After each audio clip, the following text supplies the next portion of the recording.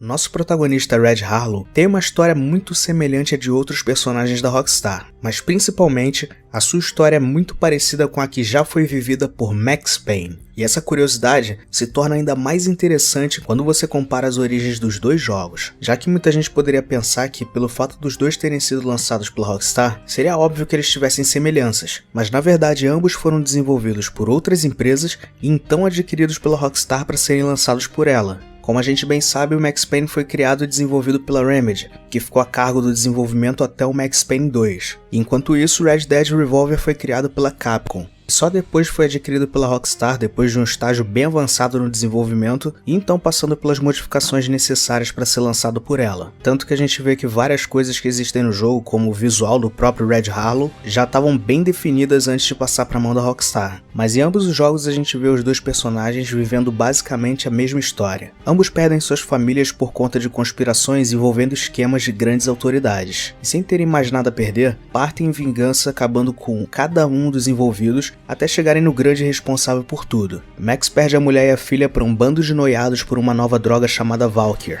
ou simplesmente V, e descobre que grandes autoridades e empresários de Nova York têm envolvimento em tudo isso. Enquanto que o Red perde os pais por conta de uma traição de um amigo do seu pai, junto com o próprio governador e um grande general, envolvendo uma corrida por uma mina de ouro, que acaba colocando a família do Red no caminho entre os vilões e o ouro que eles tanto buscavam. E já numa questão mais interna com o Red Dead, essa também teria sido mais ou menos a história vivida depois por Jack Marston, lá no final de Red Dead Redemption, já que a gente sabe muito bem que a história do John Marston termina com ele sendo de certa forma traído por uma espécie de conspiração do Edgar Ross, que não só visava acabar com os ex-colegas de gangue dele, como também no fim, com ele próprio. E depois disso tudo na história no controle do Jack Marston durante o epílogo, a gente vê que o Jack tem apenas uma única missão: caçar o Edgar Ross e vingar o ataque que a sua família sofreu e principalmente a morte do seu pai. Mas com relação a Max Payne, a gente nota semelhanças não só entre as histórias, mas também em relação ao gameplay. Vamos fazer uma comparação.